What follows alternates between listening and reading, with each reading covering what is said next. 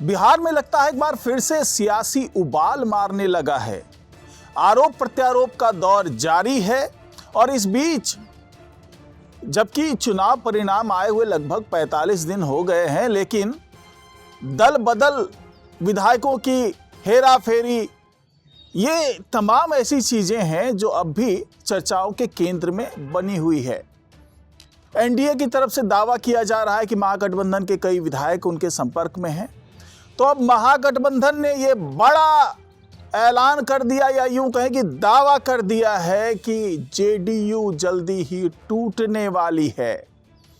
तो ये जेडीयू टूट करके कहां जाएगी, कितने विधायक हैं, क्या होने वाला है, क्यों इतनी हलचल मची हुई है? क्योंकि जिस तरीके से जेडीयू की तरफ से दावा किया जा रहा है, जिस तरीके से बीजेपी की तरफ से दावा किया जा रहा है, और अब जिस तरीके से महागठबंधन या यूं कहें कि आरजेडी की तरफ से दावा किया जा रहा है, उसके बहुत दूर के परिणाम अब सामने नजर आने लगे हैं।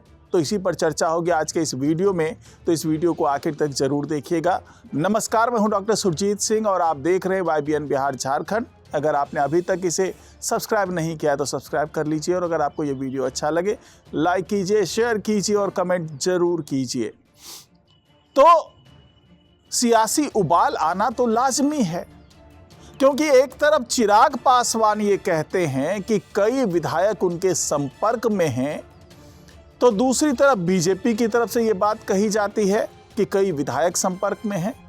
इस बीच में एनडीए में अंदर में ही घटक दलों के जो नेता हैं, जो विधायक हैं, वो एक दूसरे पार्टी में आने जाने का रास्ता खोजते हुए नज़र आते हैं। पिछले दिन उपेंद्र कुशवाहा के जो 3 विधायक हैं वो नाराज़ से नज़र आ रहे थे। कयास लगाए जा रहे हैं कि वो किस पार्टी में जाएंगे। तो क्या इस कयासों पर विराम लगाने के लिए, मीडिया का ध्यान इससे हटाने के लिए अब ये नए कयास शुरू हो गए हैं कि अब जो जेडीयू के मुख्य प्रवक्ता हैं नीरज कुमार, वो ये दावा कर रहे हैं कि आरजेडी के कम से कम 16 से 17 विधायक उनके संपर्क में हैं, और वो पार्टी के अंदर जो तानाशाही चल रही है उससे ऊब चुके हैं। उनको लगता नहीं है कि उनका भविष्य आरजेडी के अंदर सुरक्षित है। यही वजह है कि 16 से 17 विधायक। अब सोचिए ये आंकड़ा भी कितना दिलचस्प है। ये दिलचस्प इसलिए है क्योंकि ये माना जाता है कि अगर कम संख्या में विधायक इधर से उधर जाने की सोचेंगे तो उन पर दल बदल कानून लग जाएगा। अब ये 16 से 17 का जो आंकड़ा आया है टोटल, चूंकि वहाँ 25 विधायक हैं और 16-17 से कम विधायक अगर इधर से उधर जाना चाहेंगे तो उन पर दल बदल कानून लग जाएगा, उनकी सदस्यता जा सकती है, वो एमएलए नहीं रहेंगे। तो जाहिर सी बात है कि कम से कम 16 से 17 विधायक तो चाहिए ताकि उन पर दल बदल कानून ना लगे और वो अपना पाला बदल लें। तो यही वजह है कि नीरज कुमार ने बड़ी सफाई के साथ कहा कि 16 से 17 विधायक उनके संपर्क में हैं। जिस तरीके से चिराग पासवान ने भी कहा था कि कई ऐसे विधायक हैं जो उनके संपर्क में हैं, और कांग्रेस को तोड़ना तो बहुत आसान है। उनके कुल 6 विधायक हैं, उसमें से अगर 4 विधायक भी पाला बदल लेते हैं तो उन पर कोई दल बदल कानून नहीं लगेगा, और ऐसा ही है। इसीलिए दावा किया जा रहा है कि कांग्रेस के 4 विधायक जो है उनके संपर्क में हैं। बीजेपी की तरफ से ये कहा जाता है कि कई ऐसे विधायक हैं महागठबंधन के जो कि उनके संपर्क में हैं। अब सोचिए कि खिचड़ी पक कैसे रही है और क्यों ये तमाम कयास लगाए जा रहे हैं।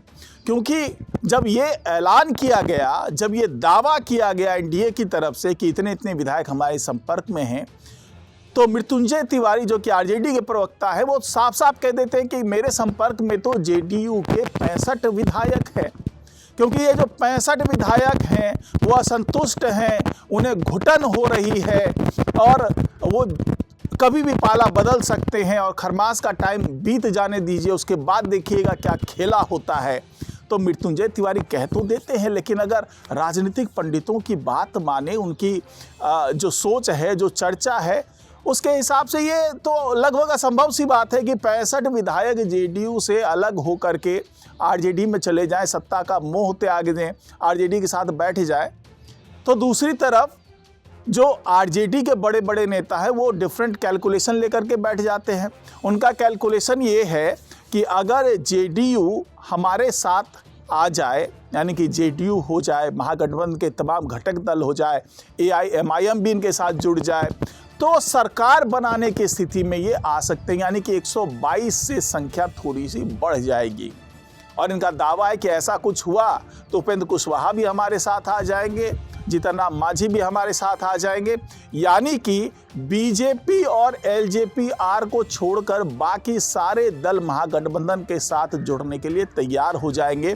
और उसी की पहली कड़ी है ये 65 जेडीयू के विधायक जो कभी भी पाला बदल सकते हैं, क्योंकि उनको ना तो मंत्रालय मिला है, ना ही संतोषजनक कोई विभाग मिल रहा है, ना ही उन्हें कोई समिति का अध्यक्ष बनाया जा रहा है। तो ऐसी स्थिति में ये 65 विधायक पाला बदल सकते हैं, और वो भी इसलिए क्योंकि सम्राट चौधरी और विजय सिन्हा ने जिस तरीके से जीरो टॉलरेंस चला रखा है, तो हो सकता है ये आरजेडी का कहना है कि इन विधायकों को लग रहा है कि वहाँ पर स्वच्छंद तरीके से, स्वतंत्र तरीके से काम करना मुश्किल हो रहा है, तो इसलिए ये 65 विधायक भी पाला बदलने को तैयार हैं।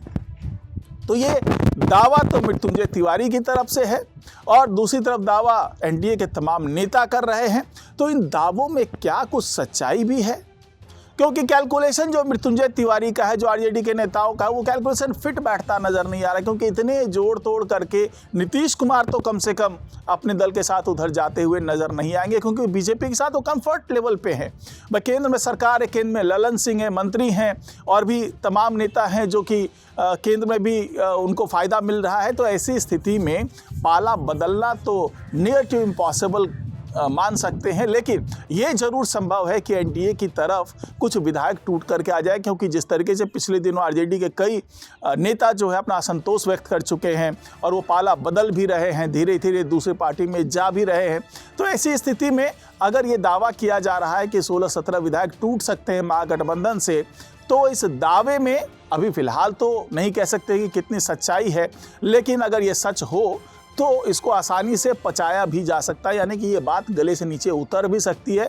डबल इंजन की सरकार है, अगर आरजेडी के कुछ विधायक टूट करके इधर आ जाते हैं, अगर उन पर दल बदल कानून नहीं लगता है, उनकी सदस्यता बनी रहती है, तो हो सकता है कि राज्यसभा में अपने एक और जो कैंडिडेट को भेजने के लिए बीजेपी ये भी ऑफर कर दे, जेडीयू वाले ये भी ऑफर कर दे कि हाँ ठीक है, आपको कोई ना कोई एक मंत्रालय, 1 से 2 मंत्रालय दिया जा सकता है। कोटा है, 10 मंत्री और बनाए जाने हैं, जिसमें से जेडीयू के 6 मंत्री बनने हैं, 4 बीजेपी के बनने। तो हो सकता है कि 1-2 मंत्रालय की बात बागी नेताओं के साथ भी की जा सकती है। तो कुल मिलाकर के अभी तो इंतज़ार करना होगा कि ये सियासी गर्माहट कितनी और गर्मी लाती है। तो फिलहाल आज की रिपोर्ट में इतना ही। नमस्कार।